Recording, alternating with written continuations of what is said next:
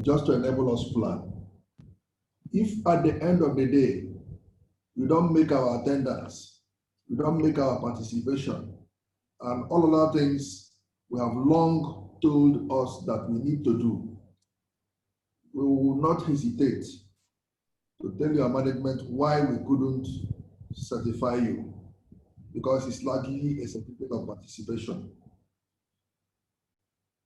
Meanwhile, the second session will still take the same form as the first. Only about 9 of you have responded to the quiz. Oh, I'm told 15 now.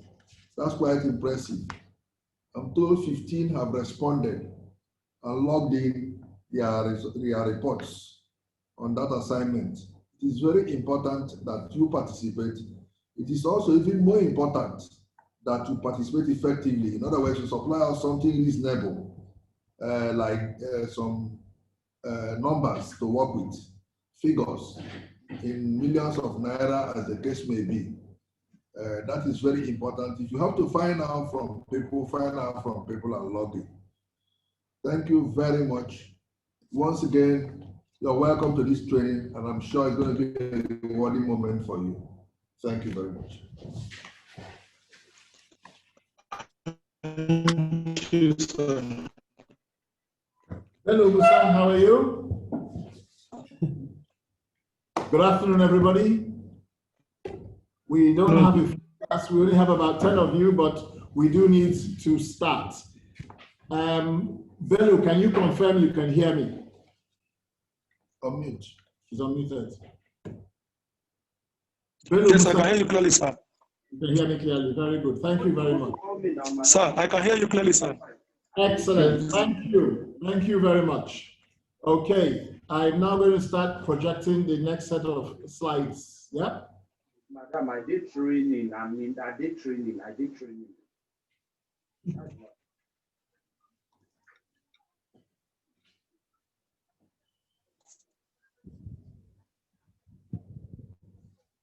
And please, can you confirm you can see my screen? Yes, sir. We can see your screen, sir. Now, I know that towards the end of the session,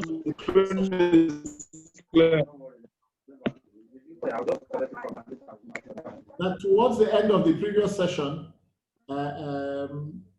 co-host, can you please keep people muted when they're on mute, okay? Thank you.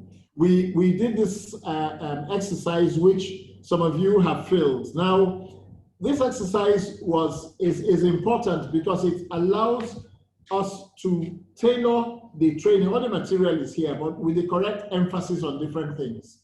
So it's already clear that we don't really have a clear understanding on when a tax debt becomes a tax debt and when it's a collection item.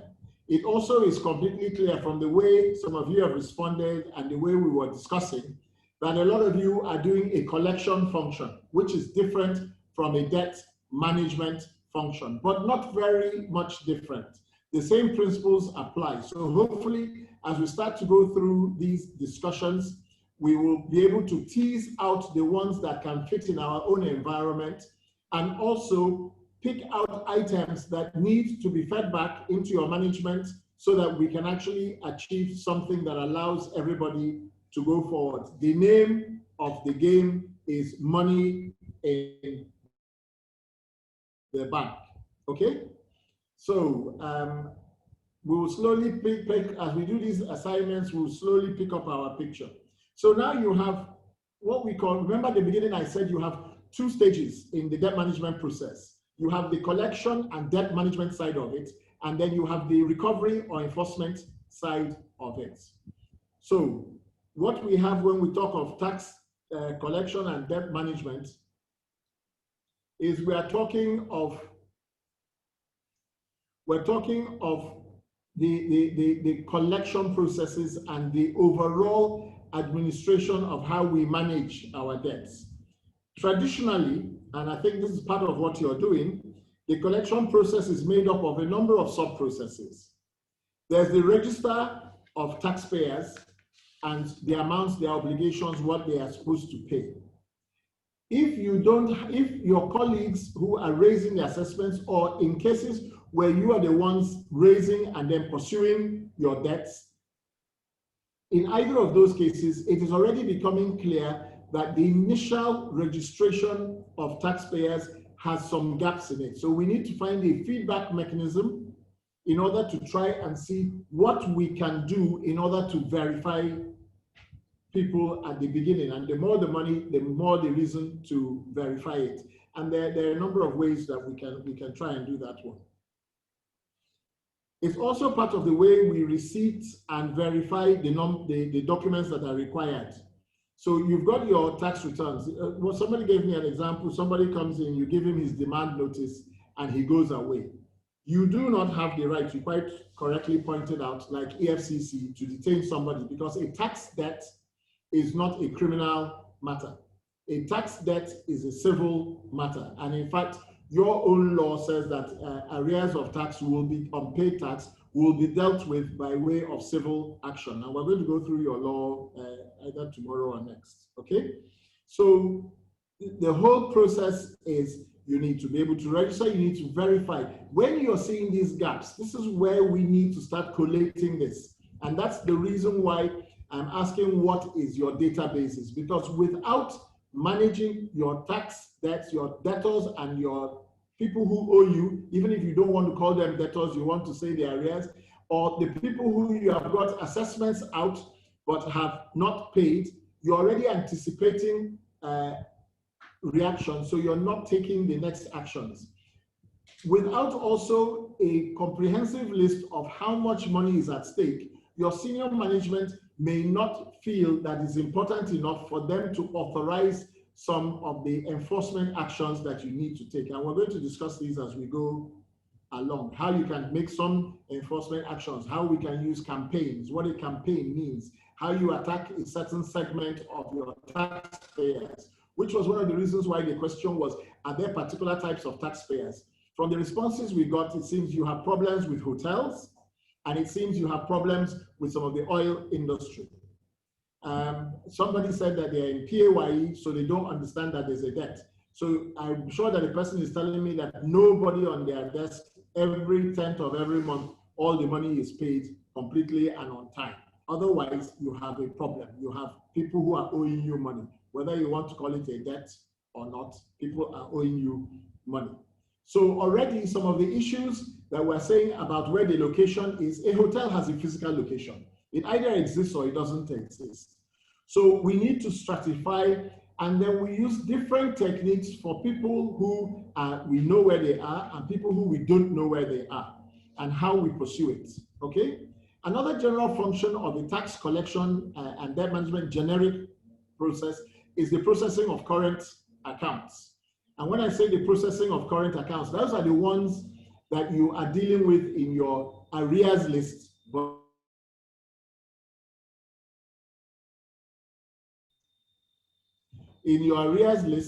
not your debt list. And it's about how you understand how you're managing them, how you are making sure that if it's PAYE, if they have not paid by the 10th of the month, by the 11th of the month, you're giving them a follow-up phone call, you're doing something with them so that they are clear that they are owing, and you're pursuing it immediately. That's what I would call a current account. The next traditional collection one across Nigeria, but the issues we have is not a fully automated process. So somebody can make a payment, it doesn't automatically hit their account. You have to tidy up the processes. Because one of the mistakes we make is if we go and start asking somebody for money and they have paid, and say they have paid with a name that doesn't automatically show up, you have not, but if they have used their TIN, it should still come to the correct person. If they've not got the correct TIN, it's part of the problem. So every single part of the process, every single part of it, all keys into the final results. And increasingly, what is the function, which again, based on some of our discussions, is the basic control of payment obligations. That is trying to stop payments due becoming debts, trying to deal with them in a timeous manner, in a way in which you are able to manage them and essentially do debt collection or tax collection. And I can be focused on the words because whether it's on your arrears list or outright debt list, it is a payment that has not been made by the due date. The only difference is that some of them may still be in dispute. And that's the only part where you have a difference. Once there is no dispute and the guy has not paid it after the time limits are over, it's now a debt.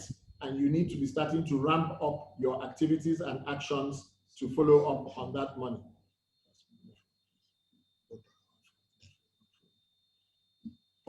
So then you have tax debt recovery stroke enforcement. That's the next stage. After you've tried to do your collections and your initial stages and your initial management processes that are not maybe producing results, it now crystallizes as a debt. This is money you know is owed. The taxpayer knows it's owed. They have expired. All of their appeal routes have ended. You are now going to start looking at how you are going to make that money come in. And there are two broad, well, there are actually three models, but the third model is a mix. There are two broad models. The one model is emphasizing amicable or persuasive recovery. When we say amicable or persuasive recovery, it's some of the phone calls you're making, but it's the quality of the phone call, especially with people who owe you larger sums of money or who are high net worth individuals or politically exposed persons who can shut you down. So what you try with those ones is a whole series of different techniques, but you're trying to reach discussions with them and get them to understand why they need to engage and enter into some sort of a recovery plan, some sort of payment plan. And we're going to spend, as I said before, a lot of time on time to pay and the rules, the principles around it, what you need to do to make sure that it will work. Okay? Now, that's the persuasive recovery. Then there are those actions that focus directly on coercive recovery.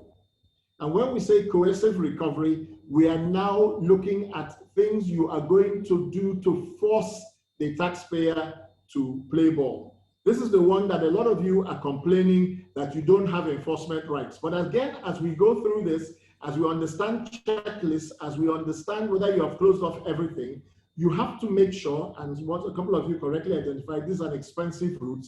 You have to make sure that the cases you are pushing down that route are the cases that you're likely to recover money and are worth the stress involved in it. Now, there are other models that use the two methods, but at different stages. In the first stage, the focus is on persuasive recovery. You are trying to talk to them, you're trying to set up time to pay agreements, you're giving them gentle hints that you can, so what I call pre-judicial these things. You're starting to ramp up your warning letters that this can lead to distraint, it can lead to other things. Again, I go back to the beginning and how the person, especially if this comes from an audit, the record of assets, movable and immovable, of a taxpayer. Because one of the most effective judicial actions you can take is not actually taking the person to court to get a court judgment, because you still then have to execute the court judgment or close the company down. What is far more effective is closing down the premises, interrupting their business operations using distraints.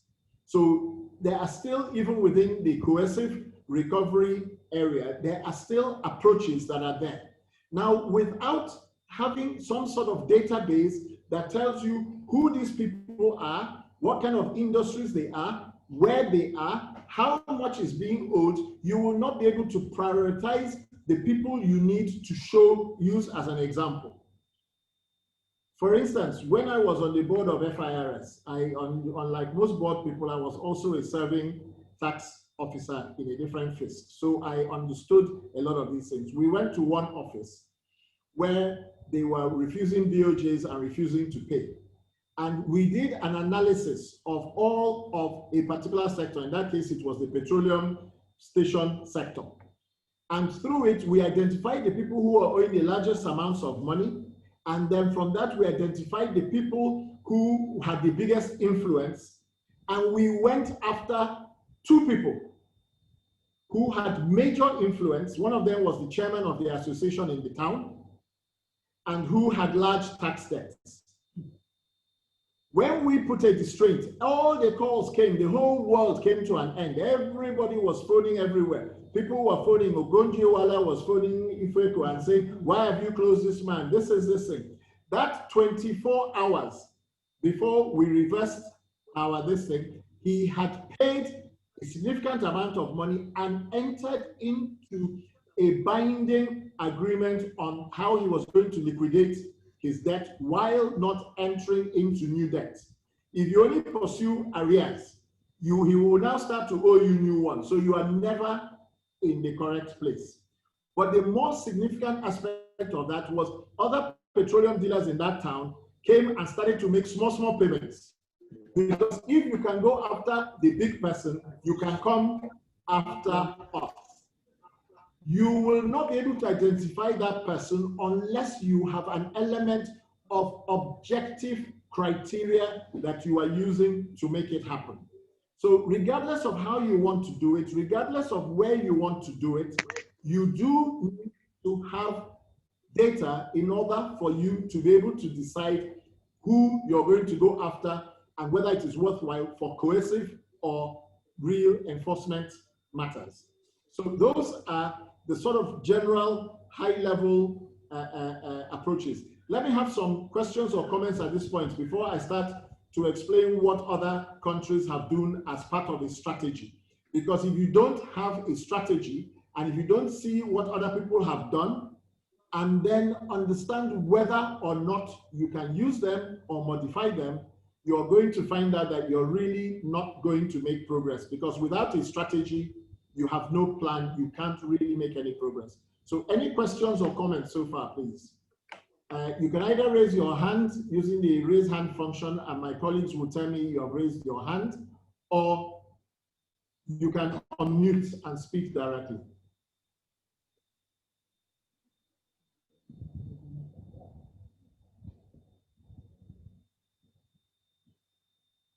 No questions, no comments.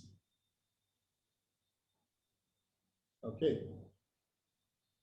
So when we want to start moving forward, first of all, you learn from what other people have done, what they're doing, and then see which of these will operate in your own environment.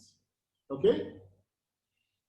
Now, the UK, where I had a lot of experience doing my stuff, we implemented a revised debt management strategy, and it was aimed at increasing the likelihood of getting our money. It was aimed at improving the speed at which we go after our money and the pressure we put on people that isn't expensive, and the reduction of costs so that it doesn't cost us a lot of money. Now, when I say speed of collection and intensity, while you might be calling somebody, if you have a program that keeps pressure on a debtor, the person will remember they are owing you. When they get small money, they will pay you. If you don't remind them, or you remind them once every 3 months or once every 6 months, you will only be on their horizon for a short window. You may be on their horizon a week after they had some money they could have paid you, because you are not regularly putting the pressure. Remember our Mama Put example I always use, who is a perfect example of a debt collector and debt manager. They will continue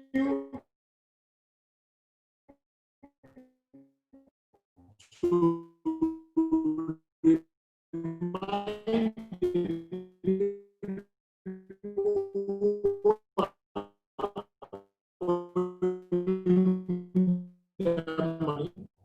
they are owing, and that's to payments are different in Nigeria than they are outside Nigeria. But people still respond to, boy, you still owe me money.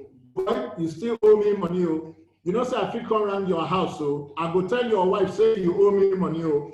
All of those have you got equivalent actions within your tax laws and your policies that allow you to put that same level of pressure on taxpayers in order to get money in fast. So the strategy focused on preventing taxpayers going into the debt in the first place. So we support them before their tax liabilities become overdue.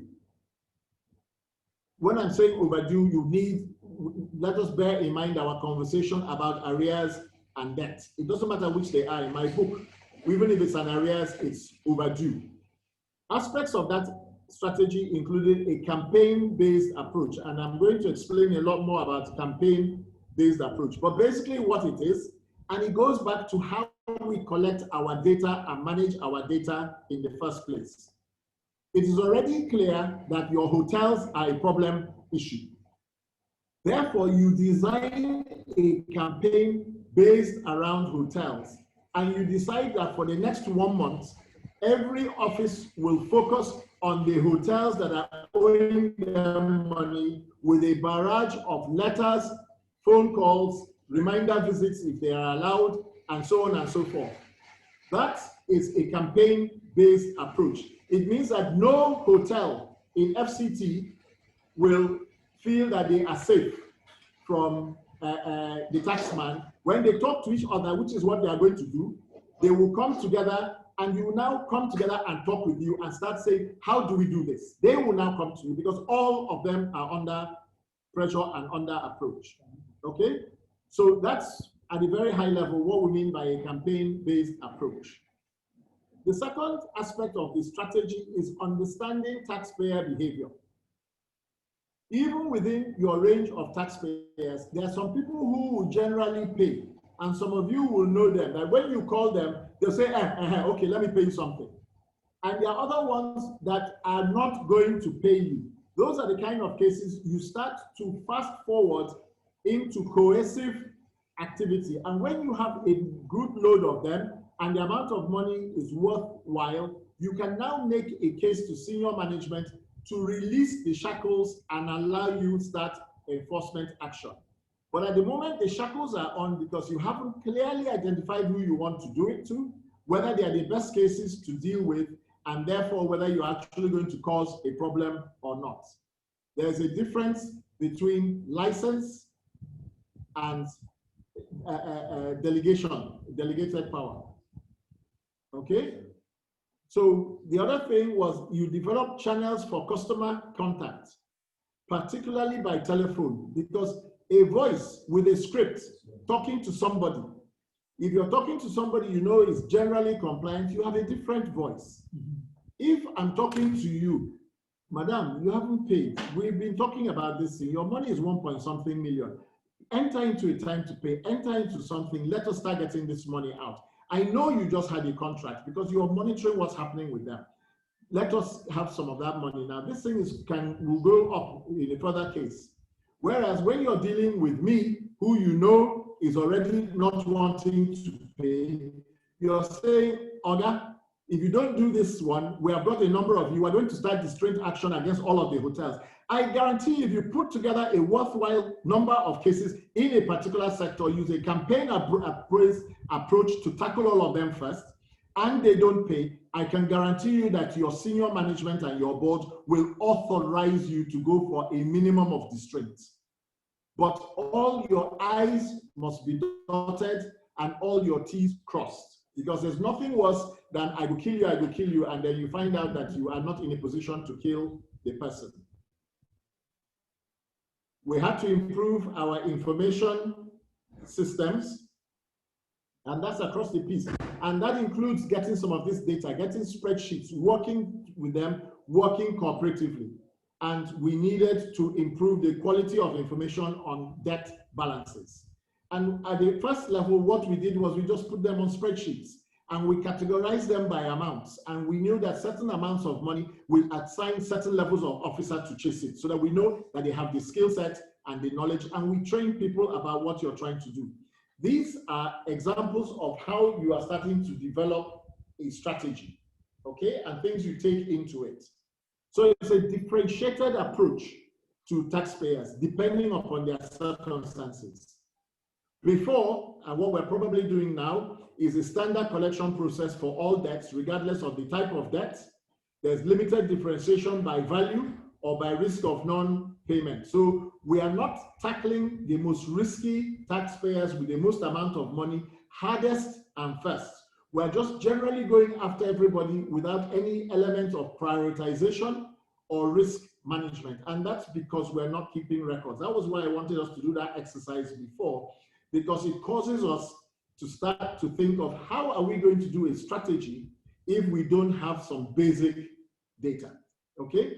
And put together as a group, you can start to get management to use their central systems that they have to draw down some of this information for you and to that you pull together. One of the reasons why people generally don't put in data is because data is not used to set management decisions. When data is not used for management decisions, people don't treat the data properly, and they are careless about it. It involves segmenting debts into groups. For example, by value and the behavior of the different groups of taxpayers. And so all of these hotels, for instance, the other group that you guys identified was the oil sector, and we need to unpack that. I would like some people to explain to me what part of the oil sector in FCT are you not getting money from and why. I can make my suspicions, but it's not for me. This is your exercise. This is what it is. So what is it, and are there particular behaviors of particular groups within those people? So you start to understand how you can address them. You have to tailor your collection activity to each group. For instance, I used to deal with a large group that was like ShopRite. ShopRite, anytime it's in, will have a large PAYE bill. They're supposed to pay on the 10th of the month. If they, because of the cash interest and cash flow issues with that money, what you will find is that they will be paying late and using the cash flow for themselves. They have the money, but they are not prioritizing you to pay. So you need to develop a strategy that attacks them and goes after them early in the process, so that they will now learn that they cannot be holding your money for their cash flow. They must pay it. And there are a number of different tricks and things that we can do, which we are going to go through as we're talking about it. What you're doing is you're applying the better understanding of individual taxpayer performance and management with risk-based targeting of intervention, so that you're going after people who need a gentler hand with a different way from you're going after people who need a heavy hand.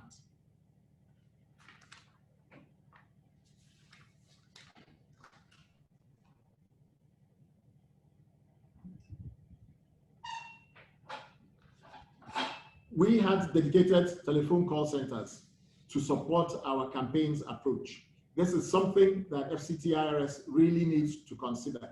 Now, it may be one central unit, or it may be a whole series of numbers that are dedicated so that all of you are making the same calls from the same spreadsheets at the same time to the same groups, but different people to different groups.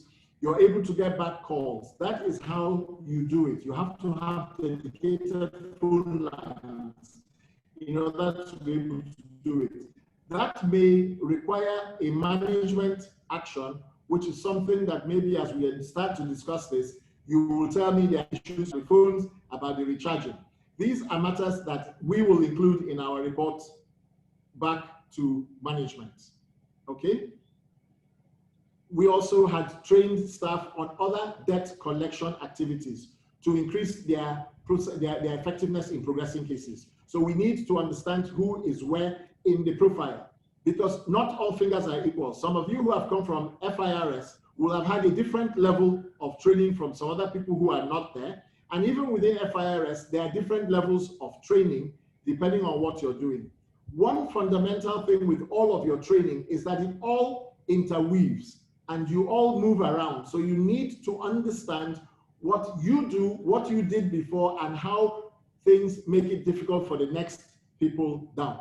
Because I had been an inspector, before I became a collector, I knew the problems that I got from collectors, and I fed them back into the system to make sure that inspectors gave us the correct information to be able to manage our debts properly. We also instituted new penalty regimes.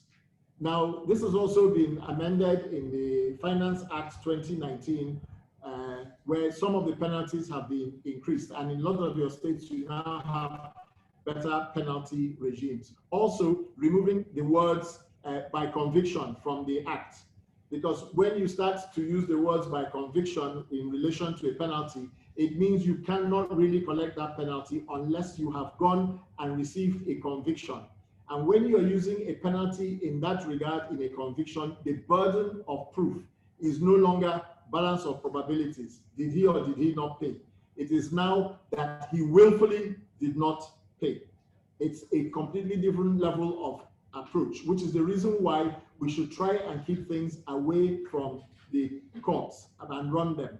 Also, penalties is an area where you can play around with your mitigation strategies. So for instance, under COVID, the delays in the filing dates, we also amended the penalty regime so that people were able to work without being afraid that their tax was now going to go up. Because there's a way you will owe money and the thing becomes too much for you to think about.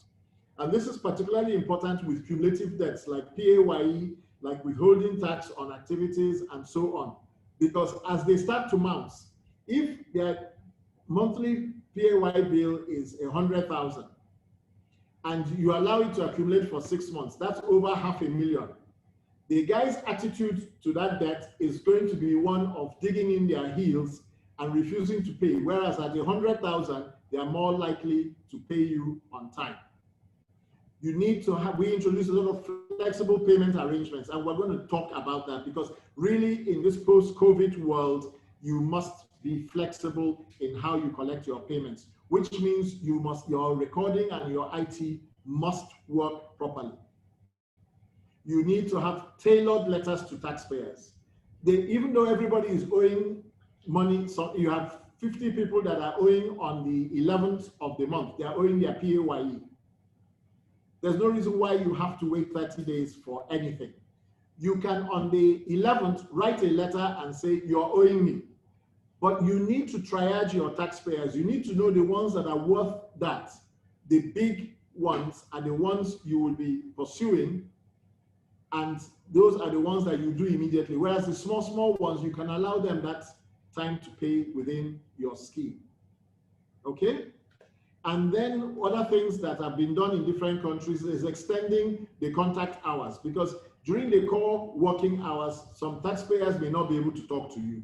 When you have people who are manning their desks in terms of telephony, after 5 or 6 p.m., they start making phone calls to people after that time. They cannot say you're interfering with their business operations.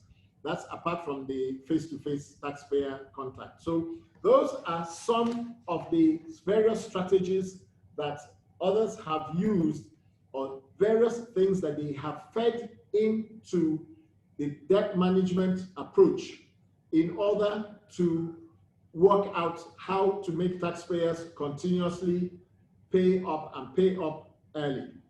So at this point, I'm going to call for the next session, which is a moderated session. And this one I'm expecting, oh, sorry, I have some additional slides first. There was an option which is not being used here, but has been used by other people. And one of the approach was to outsource tax debts that were a low value. So what you do is, if these are for small cases, under 20,000, 25,000, those kind of 100,000, small debts. You write, you follow up, you've asked them, your 60 days has expired, they are not asking to do things. You then threaten to send them to tax collection agencies. And those people, they are paid a percentage of their money to collect from those people. The way they will approach that money is not like you, who is a civil servant. They will go after the person, hook, line, and sinker to collect that money. And when we ran the trial, and it's now an operational approach, we got 77% more revenue than we were getting in the previous years. I mentioned this because this is one we're going to discuss whether we think it can work in Nigeria. They remember that in that particular case, the debt collection agencies were well established, they are well known, they are very large ones, they have particular rules, and they are very regulated. We know that in Nigeria, some of these ones don't happen. And wherever a taxpayer disputed the debt, they didn't pursue it any further. It was sent back to the revenue to close it off. Because you cannot really start any of these things if somewhere in the line you are owing money. Sorry, you are owing a response. If you haven't cleared it down and closed it down, then you will not be able to use your coercive or enforcement actions. They will just stop you in your tracks, okay? So now I've given you how a couple of other countries have approached debt management. Forget in your groups because of the way we are working. I want you to make your comments on, one, the practicalities of some of these things I've mentioned for FCT-IRS to engage in, the practicalities of our engaging in them, what we think would be the advantages and what would be the disadvantages. Is there any relevance of any of these approaches in FCT-IRS? So that's the first one we're going to discuss. Before, based on that discussion, we'll try and see what major changes we want to start doing to improve the way in which we are working. So let's discuss, first of all, practicalities and relevance of these approaches in Nigeria. Can I have by show of hands before I start going down the list and calling people? Anybody volunteering?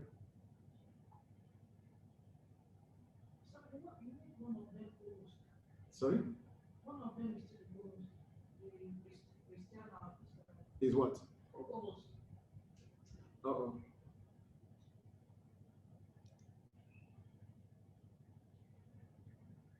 There's not a progress. We'll sort that thing out. You have hosting facilities there. Leonard Ogo, what do you think about the approaches I discussed as part of a strategy in FCT-IRS? Good day, sir. I think the approaches are interesting, especially referring to other tax collection agencies engaging on your behalf. You know, but what I would recommend, I don't know if it will require changes to the law, would be where a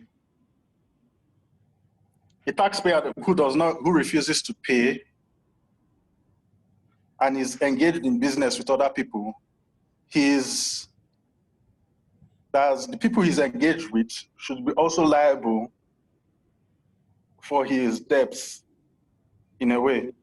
I think, like, for instance, if you are doing business with somebody and the person is not committed to paying his taxes, I think you are financing that person to civil disobedience, and I think you should also be liable for that. So doing a proper compliance check with your business associates to ensure that they are up to date on their tax payments can also go a long way in checkmating some of these issues. It's a very good suggestion. We will discuss that one. Let me take some more views. It's actually among the list of things that are recommended. So that's a very good approach. Thank you very much for that. Abubakar Ibrahim.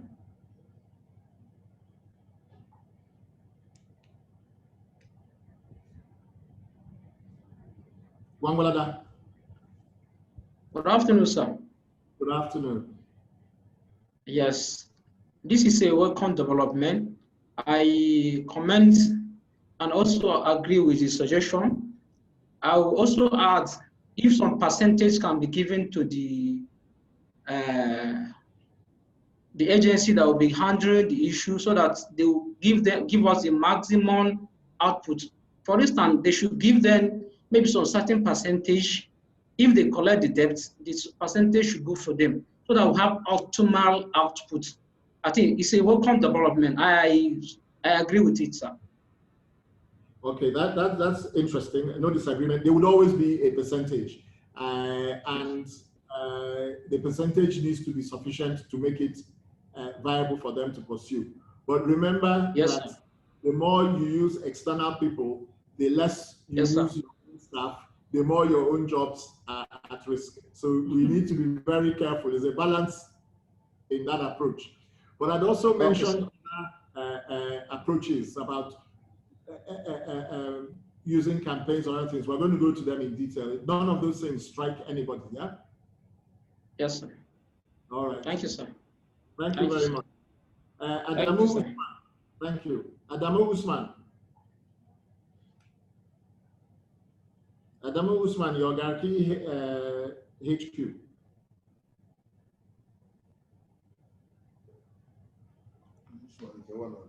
I think it's not his.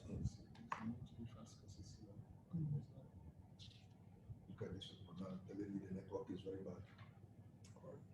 Good afternoon, sir. Good afternoon, Usman. What are your comments on what I said so far? Good afternoon, sir. What are the practicalities and pros and cons? Yes, sir. Hello? Hello? Yes. Hello? Yes, sir. Good afternoon. Good afternoon. Well, is a good. Can you hear me? We can hear you. Yes. We can hear you.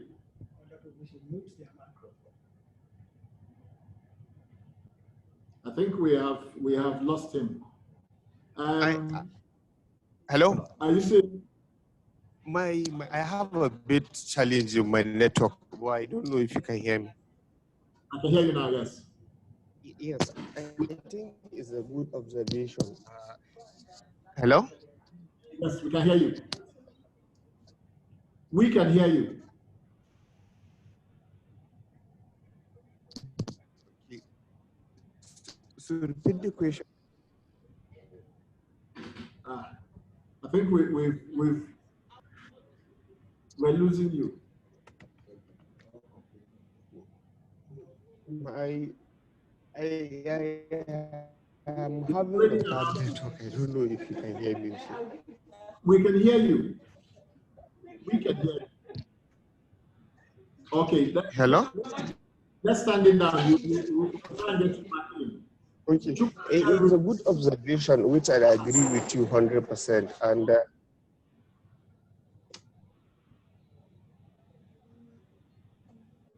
sorry, we have lost you again.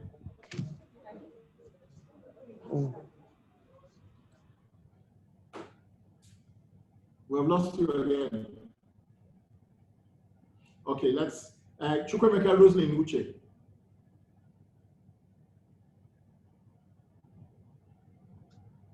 Hello. Yes. Can you make some comments? Remember, it's the quality or relevance of any of those things I mentioned that other countries do in Nigeria.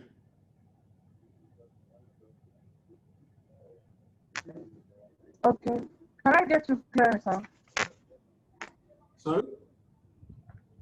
Can I get to clear the question? The question is on your screen.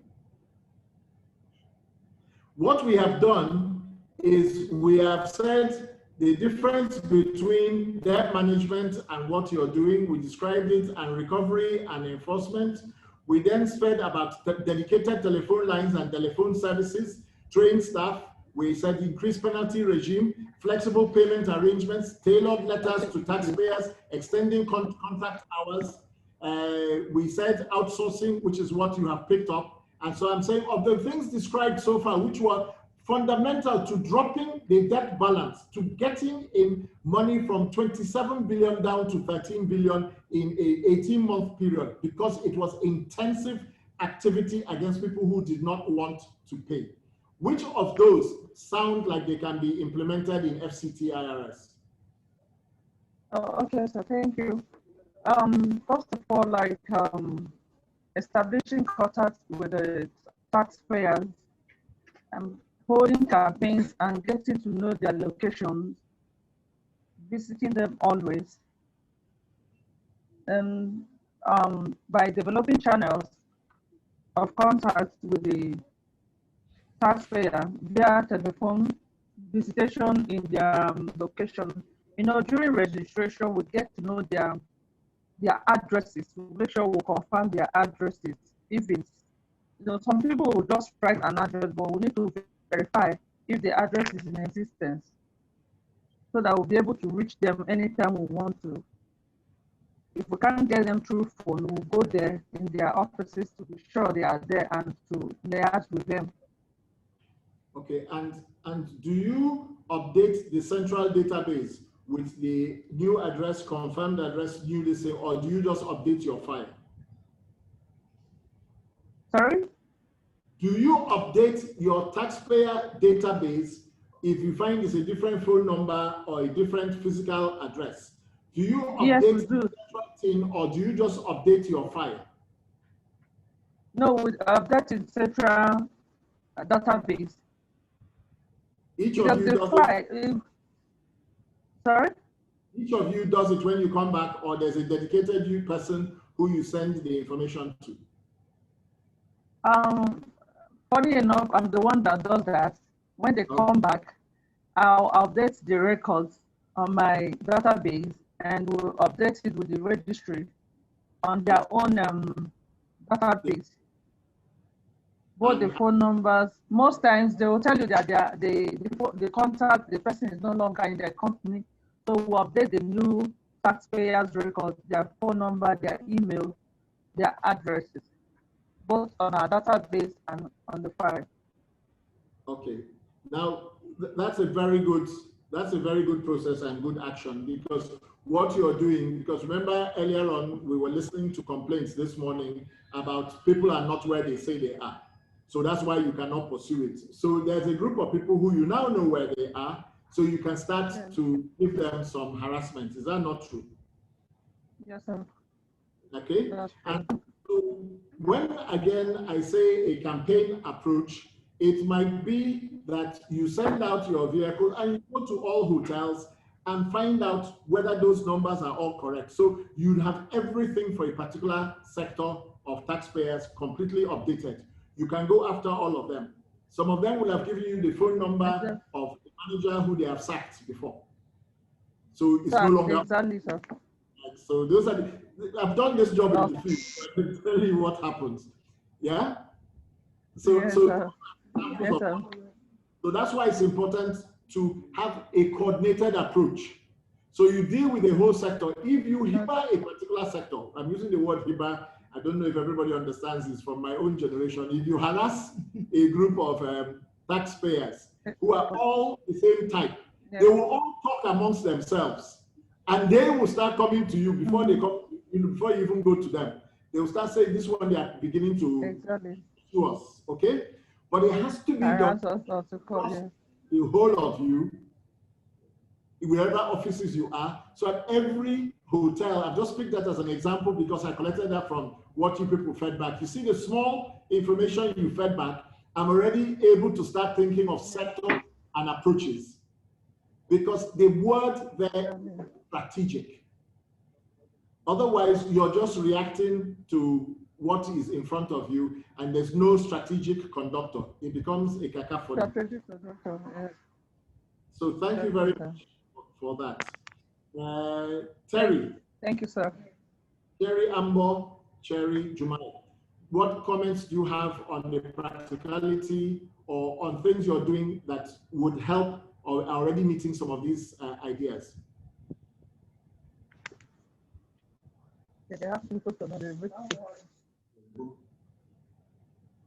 Jumai, Terry.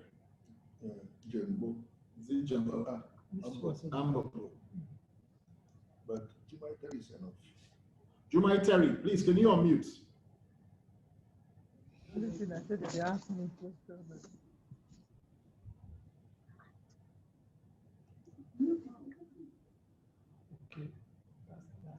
Is Jumai Terry online?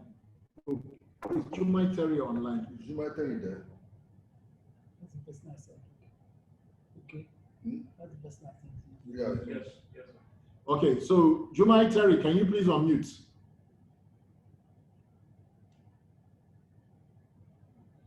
Geometry Ambo. Just log in But put a asterisk. FOB, Chinechendo Francis. Can you unmute and ask and answer any change? Don't even do the 5 major changes. Any change that you think can help improve the way you are going about collecting your money. Remove the word debt management, collecting your money. Can you hear me? We can hear you now, but you're very low. Okay. I think the issue of adjusting the penalty rate is also interesting, but I think caution should also be applied, because you can imagine a taxpayer that's not been able to pay the principal. Is it the penalty we find it very easy to pay? So I think there should be a human face. Okay, so the caution you're saying is that we should be, if somebody is trying to comply, we should be more amenable about penalties. Yes. When you see that the person has the interest to really pay. Yes. Okay. And again, there are ways of doing that. They have to be within a framework of agreements that if I'm going to waive your penalty for this one, then make sure you don't owe me for the next one, because that time I will now charge the penalty. So they feel they are getting something. You know, everybody wants to get something for something. And in Nigeria, many of us feel we're not even getting any money for our tax in the first place. So you're already dealing with people who don't really see why they should pay. Then you want to charge them penalties. So that's an action that you can take. Thank you very much.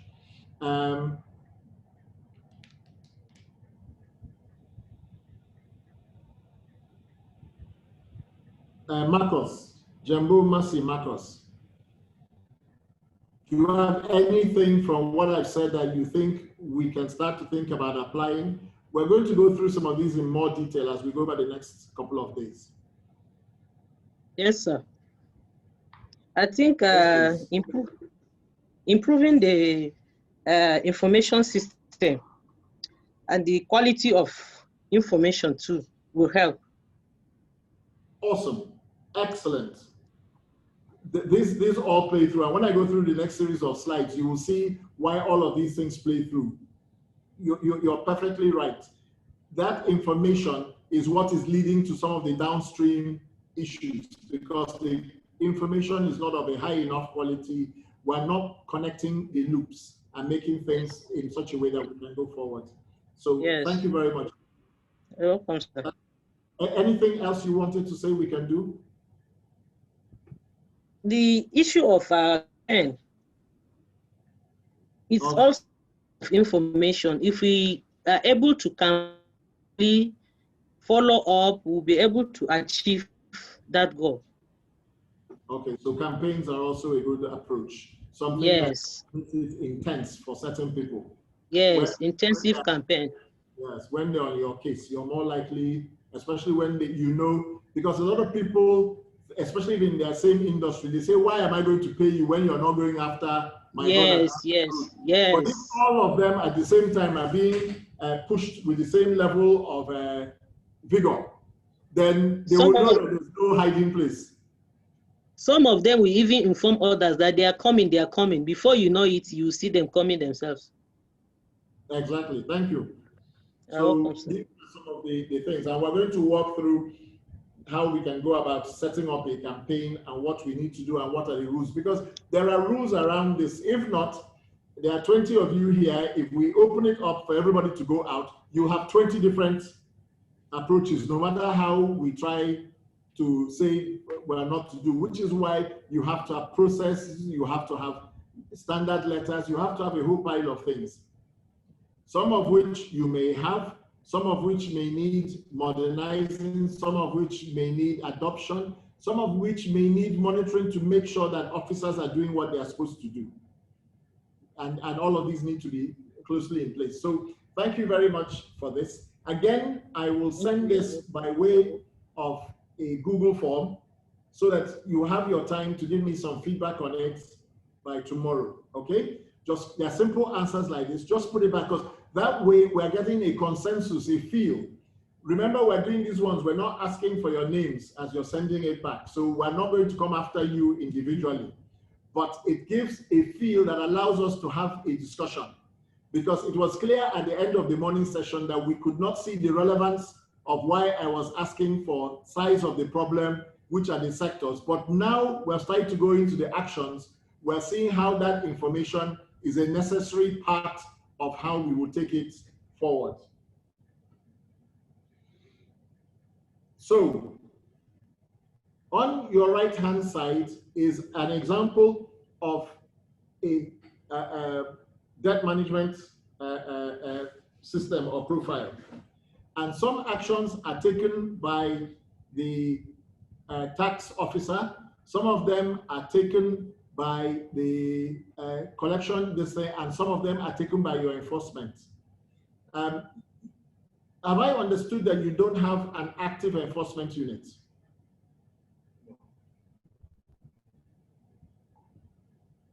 Is that right? Is that assumption of mine correct? Dogara, can you answer, please? Oh, Bello.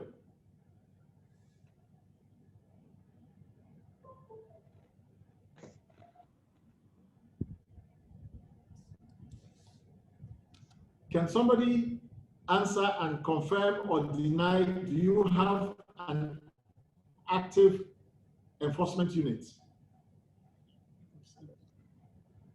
Currently, no, sir. We don't have any. All right, that's fine. Thank you very much. I was going to reach that assumption. So the high-level steps that we pass through, especially when you want to start taking any action, is first of all, you need to verify that it's a debt. Okay? Now, when you are verifying a debt, there are a number of things that you're checking. Is this a BOJ? Has it passed its window for objections? Is there any other debt that the person has for you? Because if you phone me up and ask me for my PAYE debt, and then the next day you phone me up and ask me differently for my withholding tax debt, it becomes piecemeal. I can start to play you against yourself. Whereas if you are approaching everything at the same time, it means that you have comprehensive conversations with the taxpayers you're dealing with. So it's very important that a debt passing out of your arrears is actually verified to be a debt. That is something that you can actually use enforcement action if necessary to collect. So that's the first high-level step you need to do. The second one is having, and I've just said, having clarity about the debtor and all of the debts of that particular debtor, so that you have a complete picture of who the person is. If the person is also the director of a company that is owing PAYE and he himself is owing his personal income tax, there is no reason why you cannot have that conversation, because he's the one who will ultimately authorize the payment of the PAYE as well. So you need to have it all together. Mohammed Salih, your hand is up, please. Can you contribute? Yes, sir. Actually, about the enforcement unit or department, as a matter of fact, the service is trying to make sure that we have a vibrant enforcement unit, so as to follow up all our cases that we are expected to enforce. So it's not like we don't have it, but they are much concerned about our data, the assessment list, the arrears list, the cases, the file, where they will go through it and see, yes, and certify that this case are for enforcement, and definitely they will do it. But where we have our taxpayers that we know they are holding taxpayers' money, we don't allow them. We write a series of letters requesting for that payment. I don't want to mention organizations, but I know a lot of them will be taking them up. And excellent, Mohammed. They've been responding. Mohammed. And some that they could not respond, they were giving some reasons, which some we have accepted, some we have not, and we are still on them that, okay, advance your payment, because as my office is concerned, you know, I deal with agents of payment because it's a large tax office, and most of my taxpayers are expected to remit pay as you earn. So actually, we are on them. We are only trying to develop our data, and so it's like there is some enforcement activities that are taking place. But because if a taxpayer agrees to pay and he pays or he promised to pay, you cannot just conclude. But definitely, the management or the service, they are looking forward on having a vibrant. Thank you very much. And on the issue of whether I would allow interest and penalty to go so that I encourage taxpayer to come and make payment, I think that one is out of my game. Because to start with, pay as you earn are money deducted from workers before they even see their salaries. So organizations don't have right to do anything with that money. It's not their. Hello. I think he has gone out.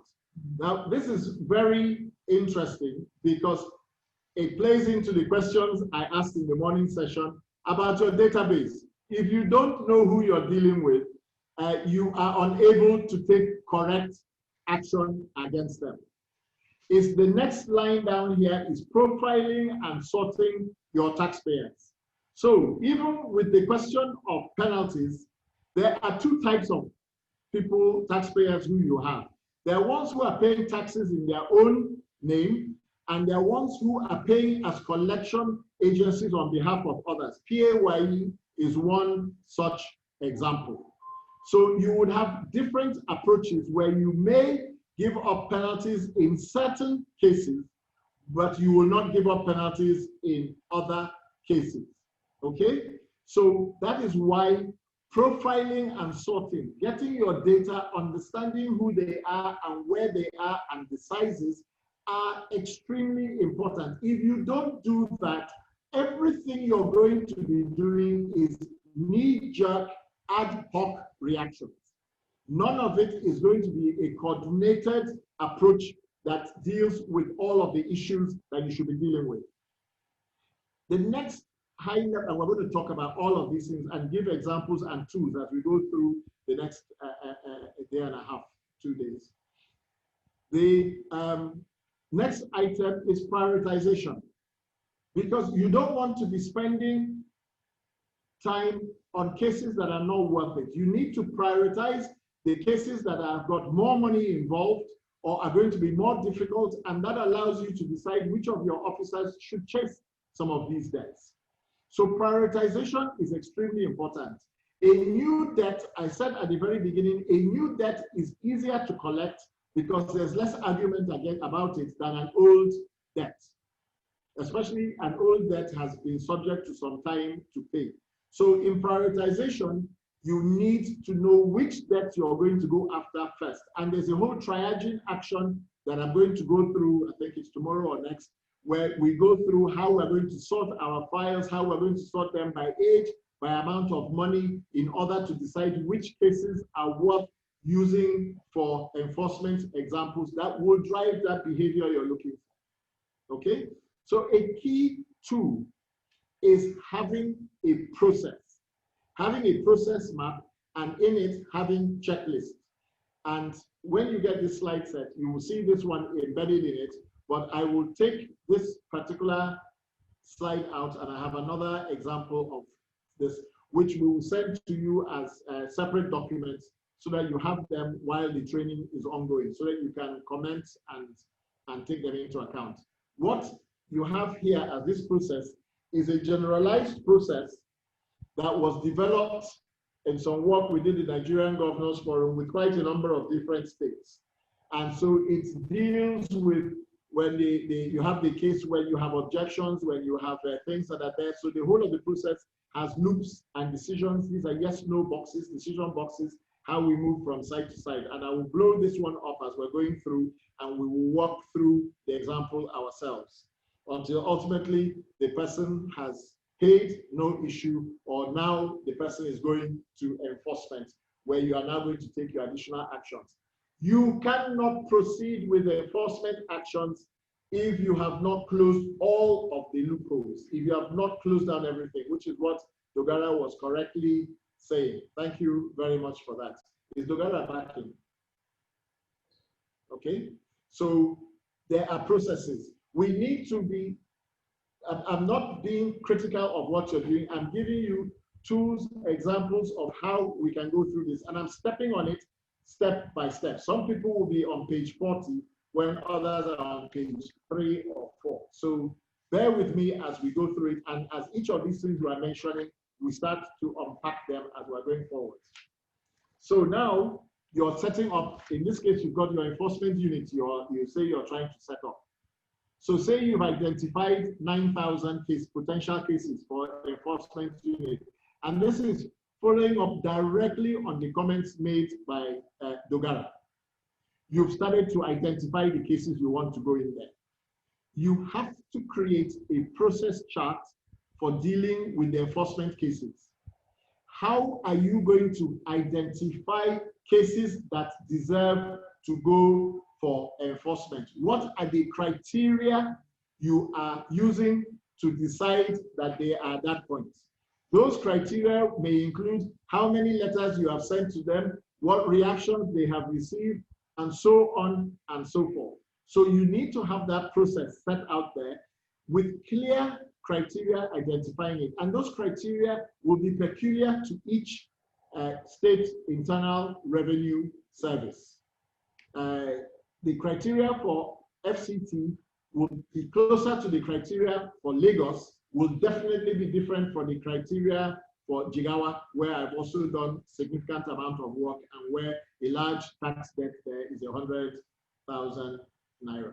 So everything is completely different. Then you need to have your profiling. How are you going to profile those people you're putting into your enforcement unit for action? And by profiling, and we're going to do a triage example later on in the course on how you sort by age and by numbers.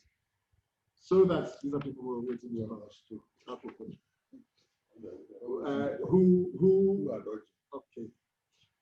So that you are completely clear what letters you have sent to them and what replies you have got. You make sure that everybody you're putting into enforcement has had the benefit of those letters and that the letters have been delivered.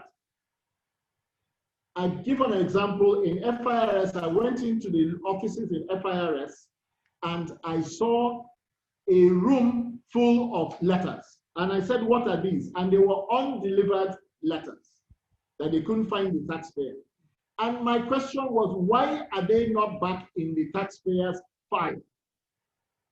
Because you are continually writing letters to somebody, they are not being delivered, they are coming back to a different part of your office that is not making the connection back to the files. So you say you have written letter 1, letter 2, letter 3, and they have not responded. When you take this for enforcement action, any half-competent tax advisor or lawyer will knock your case out of the ground. Forget about that thing in the rule that says that any default in the notice by way of address or something doesn't prevent the case happening. When you start going through the courts, the level of proof is a lot more. I can't emphasize the importance of having a registry that is linked back with information that you're getting there. You must identify each task in the process and consider whether there's guidance, both for the taxpayer and the staff, whether it's required. So you should try and have standard letters. I'll tell you, one of the other approaches that's used in a lot of debt management in commercial companies is the red letter approach. What they used to do was they will send you the first letter, Makabani, you owe us some money. After 30 days, they will send you another letter, Makabani, you really haven't responded to my first letter. Do you want to do something? They send another letter, Makabani. You have now had 2 letters and you still don't want to respond to me. The game is changing. The next letter will now be in red, not in black. And its final notice, I am coming to your, I'm getting a court order to distrain on your goods and processes. Most taxpayers at that, and you have 7 days, no longer 30 days. Most people started to pay their bill on receipt of the red letter. So when you have profiled your taxpayers and know the ones that only pay when they get the red letter, what we started to do was we send them the red letter first. If it is a large taxpayer who you have done an audit, who you have already explained what the rules are, who know what everything is there, there is nothing in law that says you have to wait 30 days. The 30 days only applies to the time interval between issuing the rest of judgment assessment and them making an objection. It's even a courtesy that after you send the demand notice that you allow them to pay within 30 days. That is not in law. The demand notice is not in law. I can demand for a large case 7 days. So let us also not confuse what is policy with what is law and what we can and cannot do. Most places adopt 30 days because it gives everybody time to adjust and make things. But when you're dealing with taxpayers who you have identified with criteria, profiled them, got their reactions, and done everything else, there's no reason why you cannot change the process for them. You also need to identify the basic staff skills that are required and tact time. I'm not training tact time as part of this, but tact time is how long does it take to deal with a case. If it takes a member of staff 20 minutes to pick up the file, understand what's inside it, and another 5 minutes to make a phone call, and another 10 minutes to write their response in the file based on that phone number. First of all, you have to record the phone call. You have to record what was the response. Go away, I'm not paying you. Things hard next week. All of those various things, because all of those are reactions that will feed into what you are going to do next. If it takes a person 35 minutes to do one case, and we are not robots, even if you are supposed to work for 8 hours, you probably only work for 6 hours a day. 35 minutes is also longer than half, so it's not even 2 cases per hour. What it means is that somebody can only clear, even if it was 2 cases per hour, for 6 hours out of the 8 hours they are at work, it means they can only deal with 12 cases that day, assuming all of them took exactly the same amount of time. If you have 3 people in your office, they are able to deal with 36 cases. If you have 1,000 cases, how long is it going to take to get the end of it? That is one of the reasons why you need to go back, identify, profile, and work out a prioritization strategy. Because if you start from small cases, you will not tackle the main cases you should need, and you will burn out. And so you need a prioritization strategy. And the prioritization strategy is based on value, on risk. So the value is how much money is at stake. Dogara, with your examples, you probably have higher value taxpayers. So your prioritization, a lot of your cases will be priorities. What is the risk? What is the nature of those people? Are they people at flight risk? What's happening? What's the history of that particular taxpayer? Do they engage with you? Have you been talking? Is it just simply that their matter is keeping them on time to pay or instrumental arrangements? Or is it that you have had to fight tooth and nail? What's the resistance? Where are they located? Is it something that you can go with a team and deal with a number of people in one small location at the same time? So you maximize, because you know that vehicles and transport and all of these things are difficult to arrange in your organization, in every organization, not just FCT-IRS. Another thing, are they members of professional bodies that can be called into play? Is the person a member of CITN? Should, in my letter telling him he's not paying his tax, should I write that you know that you're a tax professional under CITN and it is unprofessional to do this? I will be considering a report to the Chartered Institute of Taxation that you are not a taxpayer. It will call into question the person's practice license. Do you understand all of these other things that don't involve court, but involve putting pressure on somebody that will cause them to say, these people are going too far? Who is he going to complain to? Is he going to complain to CITN? He's not going to complain to them that you're threatening that you're going to complain to them, because the minute he complains to them, he has reported himself. When you start to go after people in a campaign, all SANs in a campaign, and then you start to say, who is the chairman of whichever group of lawyers they are now, your lawyers are all non-compliant. Let's come to an agreement. I know that we did this in Kwara State, and almost every SAN started to pay something, 1 million, 2. They agreed the minimum they would pay while we were still trying to work out what their individual tax bills are. Money doesn't come to you. You have to chase money. And you have to chase it in a strategic manner that will allow you to get results. You have to pull in things. I'm calling your senior brother to come and beat you. These are all things and steps that you need to take in order to be able to work out a strategy. And remember, this needs to be coordinated. It needs to have rules, which is why it has a process. It has guidance to staff. Because if you just say you should write letters and threaten all accountants that you're going to go to CITN, that's not the right answer. Because not all of them are in that boat. But you find somebody is lazy. And let us face it, we all know that all fingers are not equal. Somebody will just use it on every single letter that is going out and cause an unnecessary uproar, because they will use it on a case that is not appropriate, because you would only be calling in professional memberships and stuff where you are now progressing to non-legal recovery proceedings, non-legal enforcement actions. That alone is enough to call people to order. Because if you look at the charter for CITN, it says that you must pay your tax. If you look at the charter for the Laws Association, it says you must pay your professional fees and your taxes. So you need to understand on a wider scale what are all of the things that you can and cannot use. Is that clear so far? Dogara, how much of this would you think is necessary to have in mind in setting up that enforcement unit? Or have you already got all of this in mind?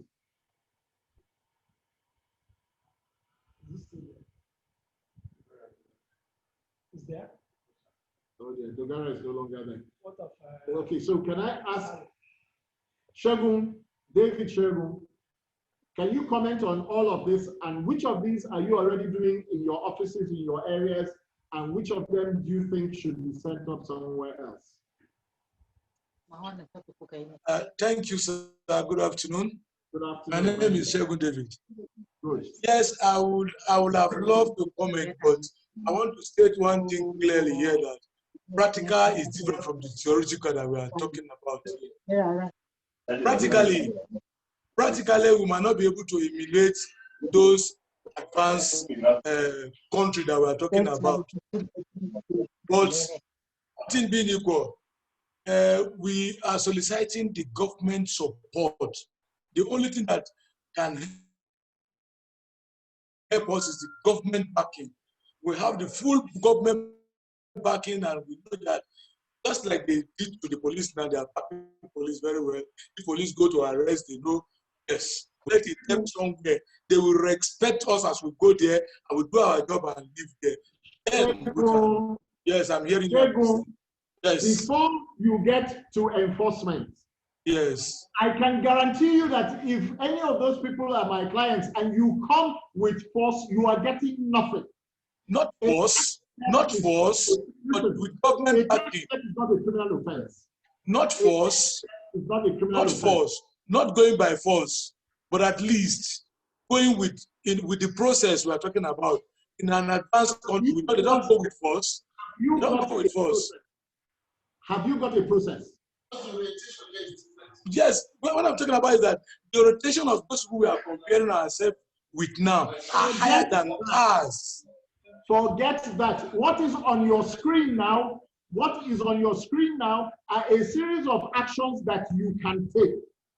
Yes. It doesn't require anybody outside your service to come and start taking these. What I'm saying in essence is that all these processes we have been doing it. All this procedure on my screen, we have been following it holistically. I can rightly say that we have followed it, but as we have it, we are still trying, and we are succeeding in some and failing in some too. That is the truth. Can you tell me in your office, can you tell me how many cases you have that are ready for enforcement action? Unfortunately, I'm not in the field office now. So I've left the field office. I'm in the headquarters now. Okay. So I cannot actually say that this is what's on my table and we are doing this on it. I left the field office for where I am now. So yes. This, I can guarantee you, the pity about this is that we're in a COVID situation. If I was in your offices, I would take out time and we'll go and pick up somebody's files that he thinks are ready, and we'll do a critique of it. And you find they are not as ready because we haven't identified which ones are the priority. Even if they give you the police support, which by the way is in your law. Not going with police. I'm not saying going there with police. What I mean is government backing. So if you go abroad and you see an IRS official abroad, they are more fearful than they are so-called armed forces. In what way? That's because when they see them, they know that yes, trouble has come. No, but when they see us, they take us for granted. No, I was an inspector of taxes for 23 years in the UK. And I never intimidated anybody. The minute you go out to intimidate, you have a problem. Not intimidation, sir. Maybe you're not maybe my approach or my voice is giving me I'm not that an impression from that you are looking at. I'm not saying it that we are going by force. What I'm actually saying is that if there is that backing and they know that if you come there, it's a problem for them, they will rather come and meet you in the office and pay whatever they are supposed to pay than you going to meet them or going to call them or writing them a letter, which is exactly what is obtainable in the advanced countries that we are comparing ourselves with. And how, I agree with you. And how they have done that is, for instance, by a campaign. Yes. So if you go after every hotel with all of your force, when you are coming and you follow up the cases, those who don't pay, you close them. You distrain on them. Do you not think that hotels will now start respecting you? Sir, the problem is that the institution we build here is not as strong as you have just mentioned it now. Critically, it's okay. But in Nigeria, you can be there. Somebody will call you from where you don't know. Go back from that place. And what do you do as an inspector of taxes? Yes, you will receive an instruction right away, and before you know it, these so-called armed forces are already up and block the road from you. You can't go inside there. I agree with your frustration, and I understand your frustrations very well. Thank you, sir. Thank you, sir. It's why when you have a strategic approach, before you're going after them, you will have, your chairman will have made certain comments in certain places. They will have put out the message. That is the government support you're looking for. Is that not what Yes. Yes. But to get that, Shegun cannot get up and pick a file and say, I'm going after this person. No. A process, identification of the file, agreed priorities, and list that management that knows when they're going to come. You know what I'm saying? Yes. The process that allows that support. Okay. You understand what I'm saying? Thank you, sir. Outside. It's still about processes and understanding your cases and your priorities. Exactly, sir. Thank you, sir. I'm grateful, sir. So but I do. through these things. And the reason why you're not having achievement is because you are not going through the painstaking processes. No matter how you cut it, you're not going to get that high-level support when you have people going off on their own without part of the connected strategy. If you want to get that support, you must go after people connected across groups of taxpayers, across types of taxpayers, understanding which ones are going to call police, which ones are owned by big politicians, what is going to happen. Your chairman has to be part of that strategic conversation because he's the one who's going to back you up. So when they are saying pull him back, they're telling you pull him back because they probably didn't even know you were going there. Is that not true? Yeah, that could be true too. But what I'm saying is that even sometimes that they know, some people even ahead of them also will call them. They will call the chairman and say, that is so. Call your boys back. I've seen that, sir. I've seen the situation where even in the UK it happens. In Abuja here, I can be my chest to say that I have seen where they ask the tax controller to go and apologize because the tax controller knows when his people, the teams who are going there, they have to call and write the tax controller, go and apologize to those people. I've seen it in Abuja here. It has happened in Lagos too. So you see the kind of place we are now. We just need this. Do we give up and go home? No. We don't give up. We keep trying our best. Okay, so we set a process that backs us up. Yes. Which we don't have. We need to set the process that backs us up. Exactly, sir. And Thank you very much. What I'm telling you, you have to go through this pain, which we haven't gone through. That's true, sir. None of these, it's the same thing. I used to get calls from First Minister of Scotland. Hello, Dr. Abani. Why are you going to okay? Yes, sir. Thank you. Everywhere in the world. It's not just here. Okay? Okay. All right. Thank you, sir. It's because you have a institutional structure. Yes. And what we don't have is an institutional structure or a strategic. Exactly, sir. Exactly. So if you bear with me as we're going through this and try to keep your mind open, you will see tips that you can work on.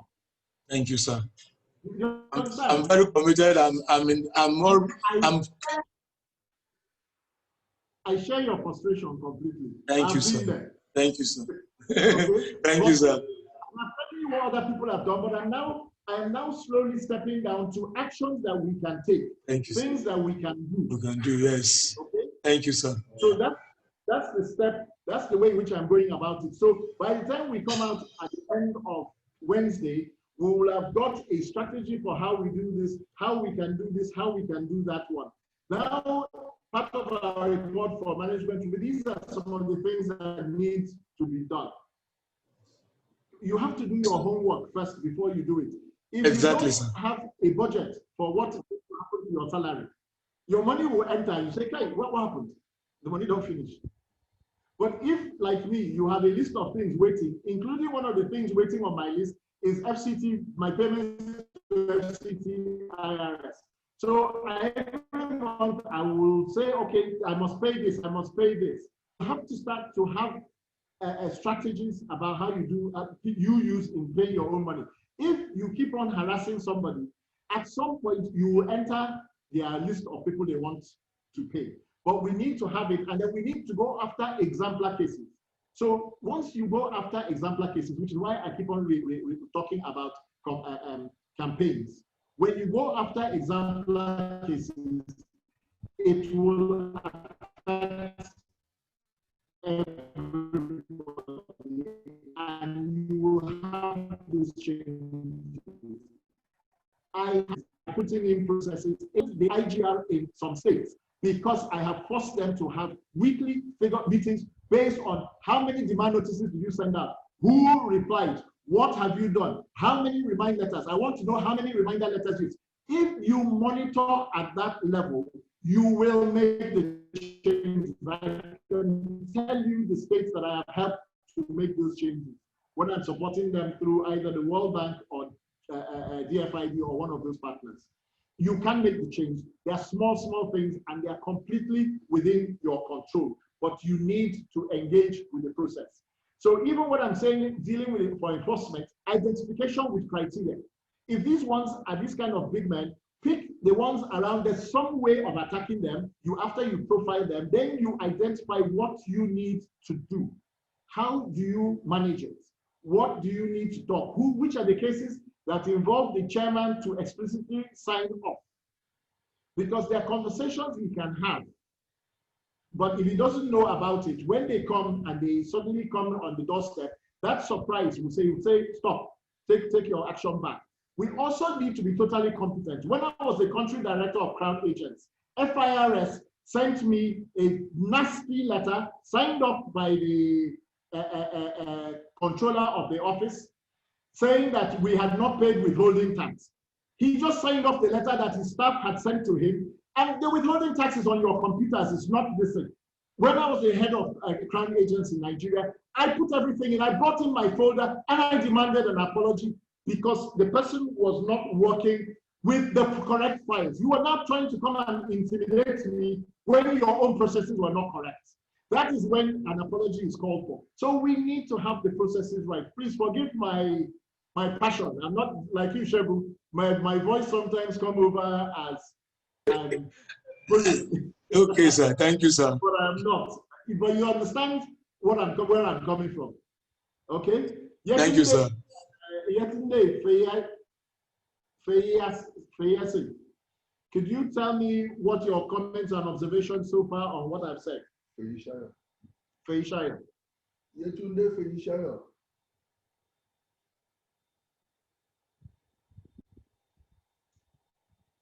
While we're waiting for her to unmute or him to aha.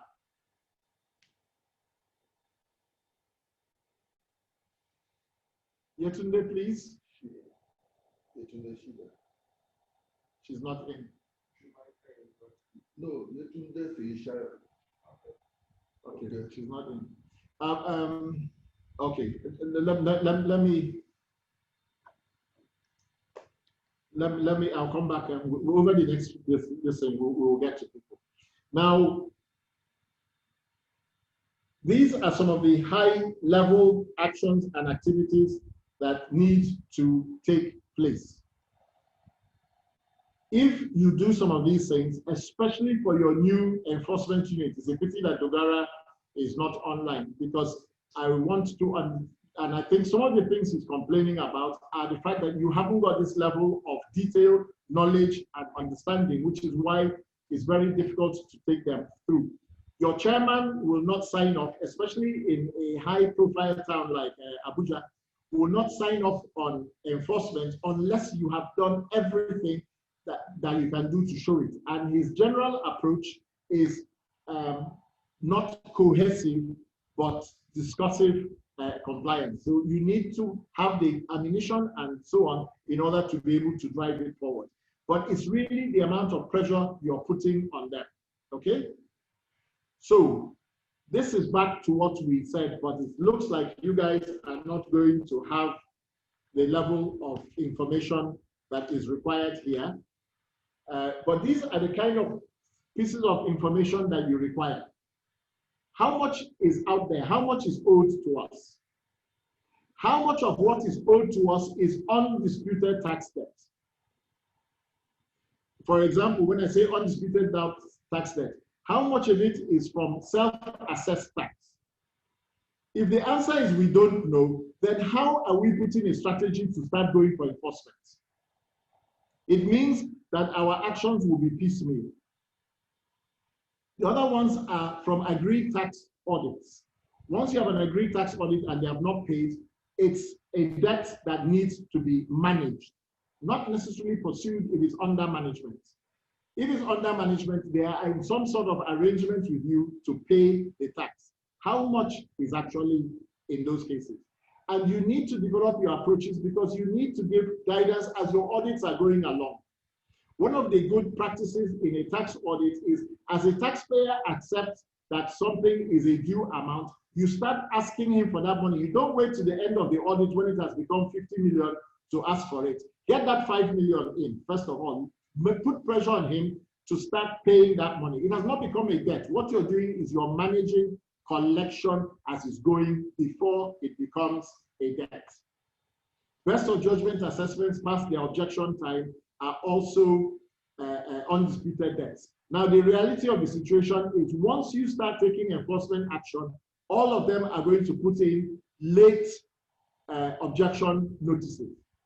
And the reality of the situation is it makes practical sense for most tax authorities to consider the objection and try and clear it.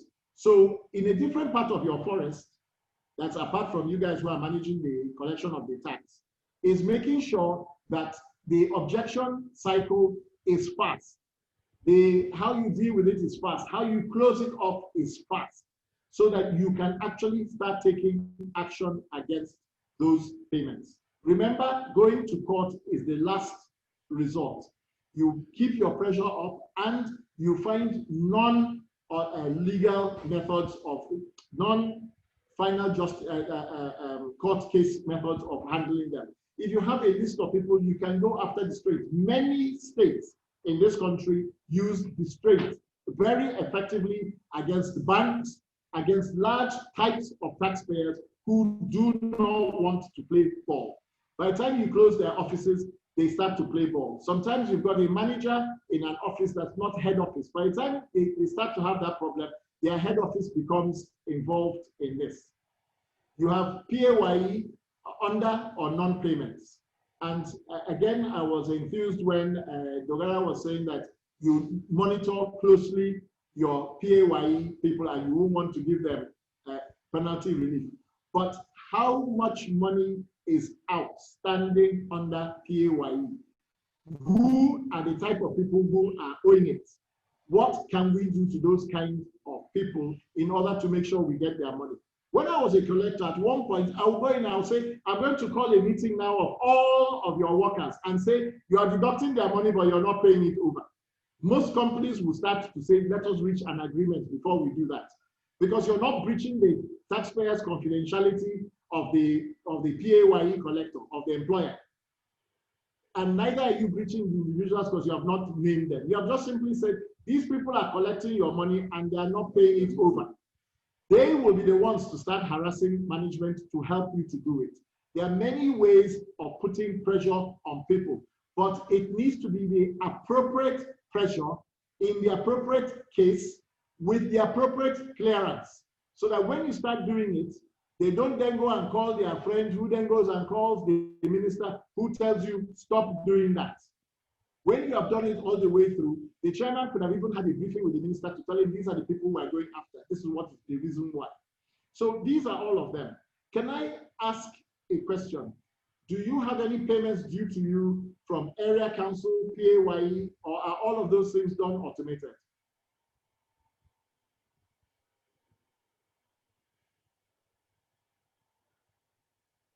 Does the FCTA, does it automatically make its payments of PAYE, or do you have to go after some of the offices? Just a question, out of curiosity. Can somebody please answer that? Jumai Terry, please. Jumai Terry. Unmute yourself.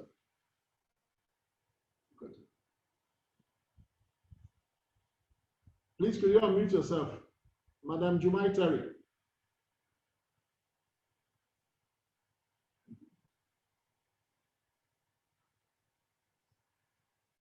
Jumai Terry, can you unmute and ask me what my question was? Because I'm sure you don't know what it was. You don't unmute, I should unmute yourself.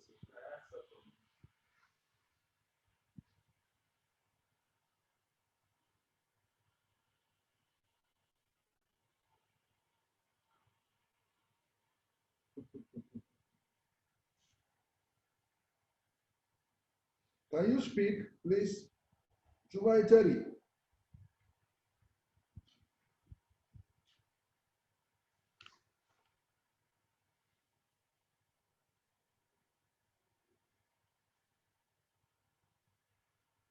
Abubakar Ibrahim. Okay. All right. Madam Terry.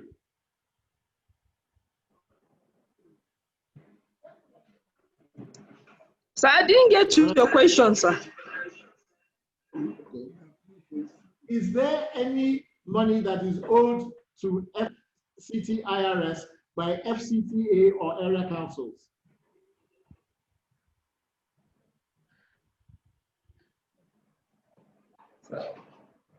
No, I don't know. I don't know about that, sir. Okay, their PAYE comes in under which unit?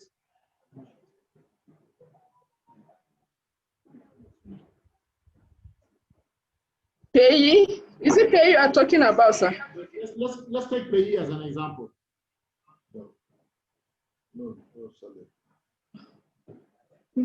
The one we are collecting is under municipal area councils. Okay, and Bari area council, sir. Okay, do you have any problem collecting money from Bari area council? They pay up immediately. A problem we used to have, sir. At times when we go to the taxpayers, those that are not registered, most of the time they will promise that they will come and register, but we will not see them. We will keep on going, and they will not come. Which people are these? That's the problem we are having. Is it the staff of the council or just taxpayers in the street? Sir? Is it staff of the area councils or is it pit traders in the street? No, those companies that are in that jurisdiction, sir. Okay, so you have an issue. The companies that are on that jurisdiction. Okay, so what do you do when they refuse to play ball? Do you raise Sir, we write letter to them again. And we keep on going there. So it looks like you don't have a final resolution path. You're just in a letter writing cycle. And because you have no teeth, they don't do anything. Is that the sense I'm getting? Sir, now with the lectures that we have today, based on the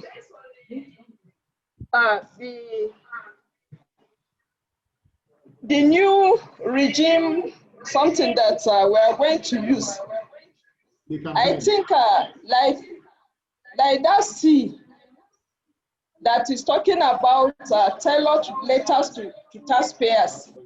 Yeah. And extending contact hours and telephone. I think it will help a lot. Those will help a lot. Okay, that's very, very interesting. Yes, sir. What all of these things, I'm going to break them down in tomorrow. Yeah. So we're going to walk through what we mean by risk profiling, what we mean by a campaign-based approach, and we're going to walk through and talk through how we can do this practically. Installment arrangements, time to pay, how we can do it, what are the principles, what you should do. We're going to talk through understanding taxpayer behavior, understanding the law, what can we actually use in the law, and what is going to be our focused tax strategy. We're going to go through each of these things that we have headlines today in more action, okay? But we started. Okay, sir. We started by talking about what people. Okay, sir. How they have revised their process. We're trying to work between tax recovery and tax enforcement. Tax recovery and enforcement is at the end of the process. Sir. Tax and debt management is at the beginning of the process. Trying to get people on board and trying to get them to pay their tax regularly. And there are a number of things that we can do around that, including using campaigns and using other approaches. We need to work out, since you're already getting an enforcement unit, we need to work out so that that enforcement unit is correct, properly staffed, and that you all know the cases to refer to them. And to know those cases that you're going to refer to them, you need to have prioritized the cases. So it's not every case you will just throw. You need to pick the case that will have the biggest impact. So in that Buhari area, for example, you will know the 2 or 3 major businesses, and if you go there and start to take action, like Shebu was saying, have that to take action, close down 1 or 2. When you're coming to the market, they will be more engaged. Don't you think so? Don't you think so? You don't think so? Sir, I don't know what to say about that now. No, we need to get to the bottom of what is the problem. Is it that we no longer have faith in ourselves and what we are doing? Or is it that we are not using the correct approach? There has to be triggers. Other people get money out. So what is the issue that we need to address? I don't want to put you on the spot, but we have faith in we have faith in ourselves, and we will try our best with the new strategies. Okay, but you need to be part of building that strategy. That's why we're doing this training, so that you can understand where we're coming from, apart from the tricks of what you're doing. Because that strategy and implementing that strategy is what's important. So for instance, if you start running campaigns from head office, it means that all of you need to know what the campaign is, why you're doing it, using the same type of impact at the same time in that particular group. So that's the reason why we're creating this awareness across the country. Okay?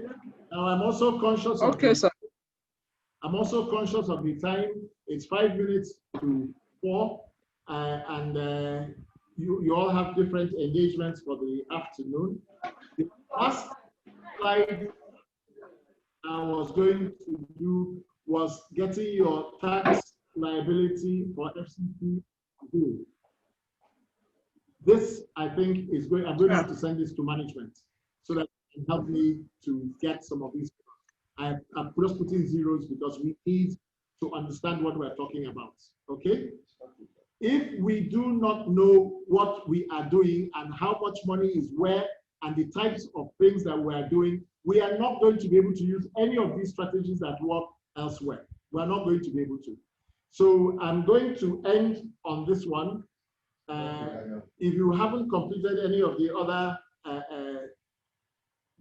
exercises, please do them so that we have a complete record of what is there. We will recap this briefly, but tomorrow morning, we are going to start with checklists, training on how you manage checklists. Once we have that session on checklists and checklist management, it's an important tool that you can use. Then we are going to start breaking down each of those things I have said into practical steps that we can discuss how to implement. But let us have an open mind that these things do work. We just need to use the correct approach for the correct case. And to do that, we need to work as a team. We need to have a common standard and common approaches. So I will hand back to okay to start. When you're coming in the morning, you use the same code you used this morning. The same login details for this morning are the same login details for the 3 mornings. The login details for the afternoon today are the same login details for the afternoons tomorrow, so that we decide not to keep on chopping and changing them, so that there will be some consistency and it will help you to come in. Any final questions or challenges, including challenging me?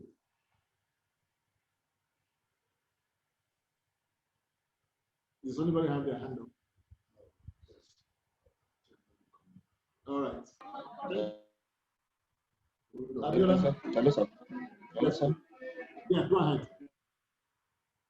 Go ahead. I can hear you. Mine is just a suggestion. Yes. Hello. I can hear you. On a campaign-based approach. Yes. On a campaign-based approach, I think it would be better for the management to introduce a sensitization for taxpayers.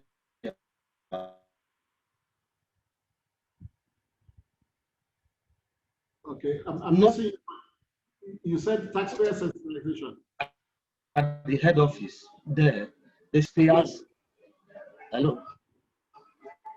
Go ahead. Hello. Go ahead. We can hear you. Yeah. In the sense that the tax controller in each office will be able to hold a sensitization meeting with all taxpayers under his or her jurisdiction. Excellent. You have Hello, been can you reading. hear me? You have been reading my notes. We are going to cover that tomorrow. Yeah, That's because what it's a very good one to know. Okay, sir. It is okay, sir, because it's better you know your taxpayers. Yes, it's okay. You're right. It's one of the rules about a taxpayer campaign approach, is that you must sensitize them. Okay, sir.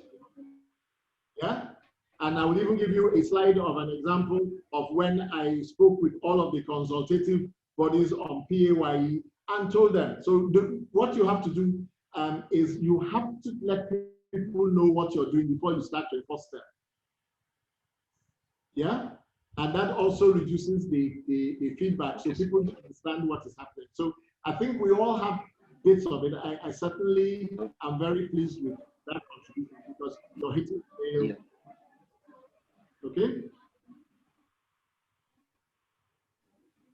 Thank you. Okay, sir. Yeah. Okay.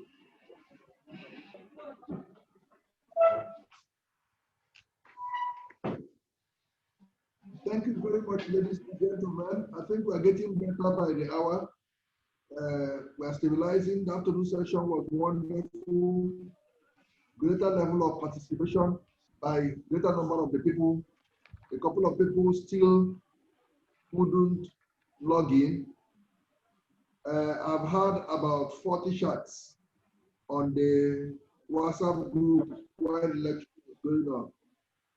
80% of them was on, I'm not able to log in and all that.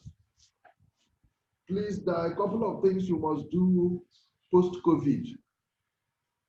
One of the major things you must do post-COVID is to strengthen your internet capacity, because that's the new normal. You cannot have the same capacity you had before COVID for internet. You must strengthen it. You must double or triple it. Because most of the places you get up on foot to go to, you do from your house, including this kind of training. So I have an appeal to you. If you want to buy data for training, it is different from having data to do your WhatsApp, because you need a larger bandwidth to be able to do proper trading and have stable internet. I find people going to buy data for 500 naira, 1,000 naira, 1,005. You know, that will not help you. Another thing you must do post-COVID is to make sure you run trainings from your laptop, not from your phones. Phones have limitations for training. You need your laptops to run training. And you must get IT people to check them out and make sure that they are Zoom compliant. You can do various things with it, including chat box, including Jamboard, even when it is asked for. This is a special appeal I'm making to us. Then the environment you are must be properly lit. The light where you are must be strong. You see, you are not alone in it. It's a new thing. The same lighting you used to have before COVID and operate, you can't have that lighting now because you are now doing virtual communication, and then you need to light up your environment so that you can be safe. And then buy data, have 10 gigabytes, 15, 20, 30 gigabytes of data. You know, we thank your management for paying for this data. You know, spend some money on it because it's part of building your capacity that you can use your laptops very well.